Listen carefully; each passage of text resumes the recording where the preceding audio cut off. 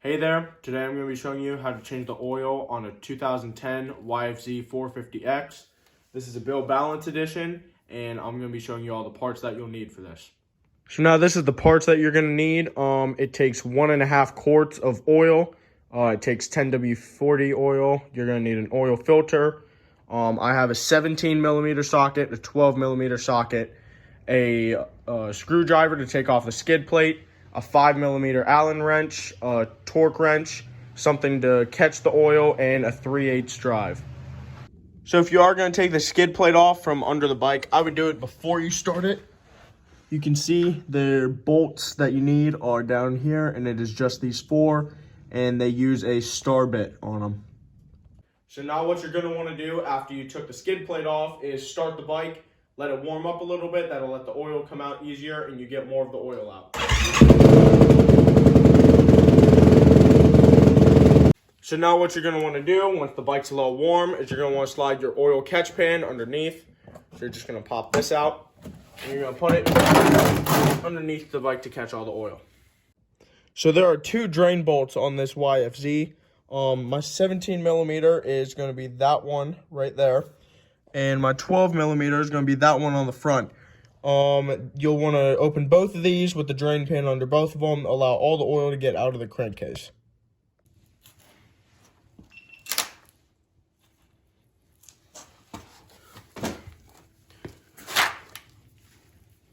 So now I have the front drain bolt out. This is what your bolt's going to look like. You can see there is a crush washer on here. You're not going to want to lose that. That helps you seal up your bolt on the crankcase. Now I'm going to take my 17 millimeter and open up the bolt on the back of the crankcase. So this is the back bolt on the crankcase. You can see there's a plastic washer on this. Same deal. You're going to want to make sure you don't lose this. This is very important. When the oil is draining out of your bike, you're going to want to check to make sure there's no glitter of silver or gold specks. You can see this stuff is pretty dark, so it definitely needed a change, but I don't see any gold or silver specks, so that means internally the motor is doing pretty well. I like to let this drain for quite a while, get as much oil out as possible, and then we're going to take the oil filter off and let that drain as well. While we're waiting on this to drain, this is a great chance for you to go follow me on my TikTok. It's Moto.Maniac. I push a lot of content similar to this. I do the maintenance on my bike. I do project bikes. I show you clips of riding, just overall general knowledge stuff about riding. I'm hoping to do a wheelie tutorial soon with this bike. If you haven't already, you should go follow me. Just do it. This is pretty much done draining, so I'm going to put the bolts back on and then go take out the oil filter.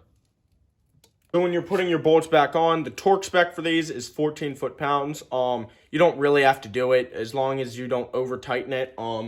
I paid for this, so I'm going to treat it really well and do everything as perfect as I can. So the torque spec's 14 foot-pounds, so you're going to want to change it all the way till you get to 14 right there. One turn around, and then that 4 makes it 14. And then now you're going to want to set both bolts at 14.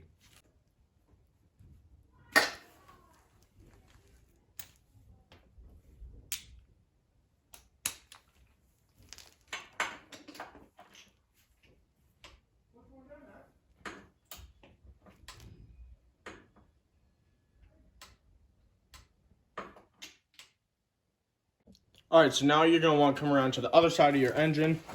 This right here, that's going to be where your oil filter is. It takes a 5 millimeter Allen key to get those nuts out. And you're going to want your oil filter at this part too. When you're getting an oil filter and your oil in general, there's no reason to save $5 on cheap parts when that can severely affect your engine. Go ahead, get yourself an OEM or a K&N oil filter, and go ahead and get some good quality oil as well.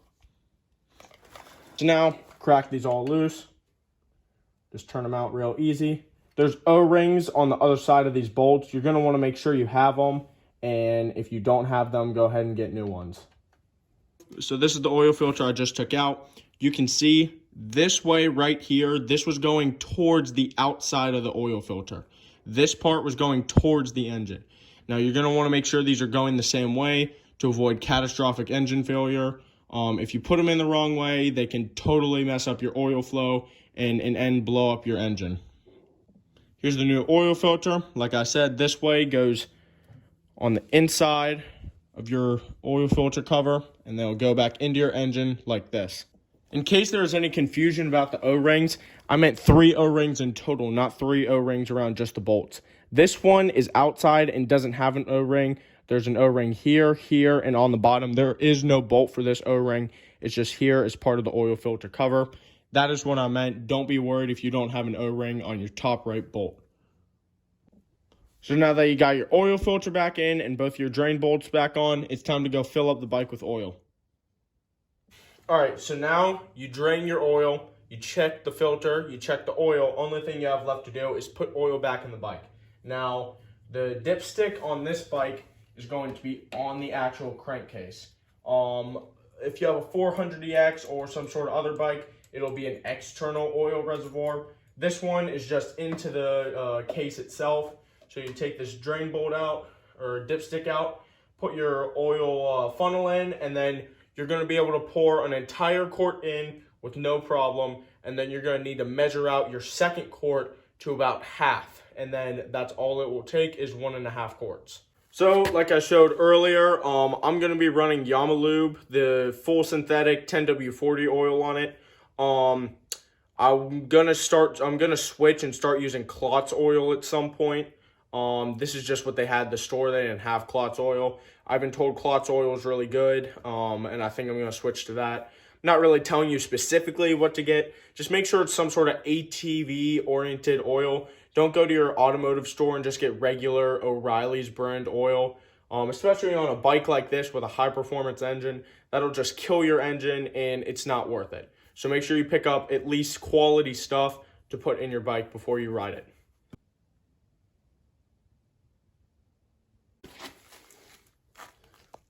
Now that I've put 1 full quart of oil in, you're going to want to put in a half. So on this oil, you can see there's a line here. It tells you how much is in. You'll be able to measure. Not every oil canister will have that. So if you don't have that, maybe just measure it with a measuring cup or something else. But I do have this, so I'm going to measure half, and then that should be it. So now that you have the oil changed, I'm going to put my skid plate back on. This side goes towards the front of the bike. You see there's the 4 bolt holes here. Make sure you line them up, and then that should be all you need to do. All right, now I got the skid plate reinstalled.